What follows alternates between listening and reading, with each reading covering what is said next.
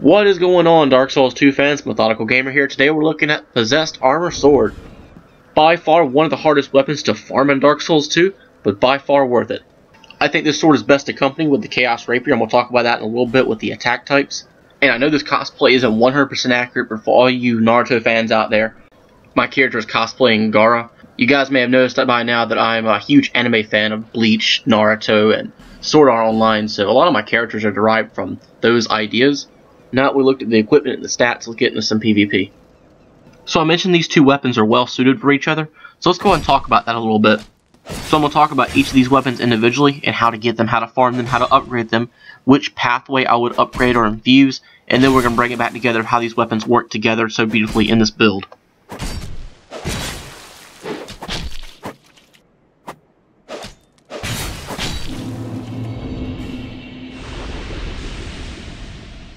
First, we're going to take a look at the Possessed Armor Sword. This sword is classified as a straight sword, but carries both the movesets of a straight sword and a great sword. Two-handing this sword and pressing the L2 strong equips the weapon with the flame weapon Pyromancy, and the flame weapon buff lasts for about 20 to 25 seconds. You're going to find this sword in the second DLC, the Crown of the Iron King. It's going to be dropped by the Possessed Armor enemies, and it's an extremely rare drop, I think about 3 to 5%, so you're going to want the coveted Gold Servant Ring +2 and any other item that's boosting your item discovery. This sword can upgrade to +10, so it's going to take the normal Titanite Shard pathway. But when you get to +10, you're going to want to infuse it with fire, so you can change your fire scaling from a C to B. Since the strength and dex scaling only have an E scaling, so it's going to be really low tier scaling. And bringing that from a C to B is really going to improve the scaling for this weapon. Like other weapons that don't have high physical scaling, I always end up counterbalancing it with the Ring of Blades +2 and the Flynn's Ring. With the fire infusement, I have 142 physical damage and a 156 fire damage. As far as the plain Jane requirements for carrying the sword, you're going to want 20 strength and 13 dexterity for the minimum requirements.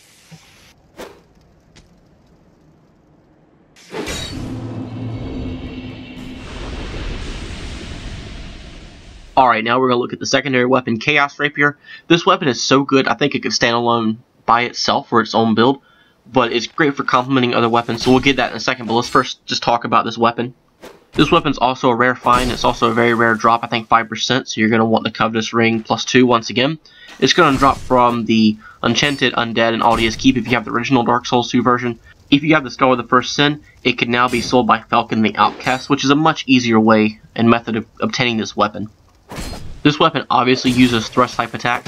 In the left hand, the strong attack is replaced with the parry animation, so that's another reason to put your rapier in the left hand like I'm doing here for this build. The pros of this rapier are the same as many other in the game. In conjunction with another weapon, the active frames are so quick, opponents usually have trouble dodging it. As far as the upgrade path, this weapon goes to +5, so it goes through the Twinkling Titanite pathway of upgrading. The Chaos Rapier requires 7 strength, 14 dexterity, 13 intelligence, and 13 faith. Under the normal pathway without infusement, it's going to scale with an A in dexterity and a B in fire. Like I do for this build, I would not recommend infusing this weapon because you're going to lose physical scaling. Even if you fire infuse this weapon, the fire and scaling is not going to improve by much, so it's not going to make up for the loss with the physical. One more major upside to this weapon is it does 140 counter damage, which is extremely high. That alone was the thing that made me say, yes, I have to put this in with my build if I'm going to make a good build with versatility. Last episode with the Watcher Greatsword, we mentioned about scaling not always being accurate, so you can have S scaling but still a lower tier scaling. But this weapon's very balanced. It has a 110 physical damage and a 110 fire damage. This is a very balanced weapon. So speed is the major downfall to the Possessed Armor Sword, and horizontal tracking is the weakness to the Chaos Rapier. So each of these weapons are making up for the other's weakness. I slowed this down so it's much easier to catch, but with this weapon set up, an R1 followed by an L1 will allow you to skip over the recovery frames of your right hand weapon. Sorry I had to squeeze that combo at the end of the video, but I felt it was best to explain the weapons separately first so then you can appreciate the value of them being together for this build. Guys, thanks for watching this video. Please hit that like and subscribe button if you learned something or if you enjoyed this video. Hope you enjoyed it. Hope to see you next time. Remember to play smart and keep on winning.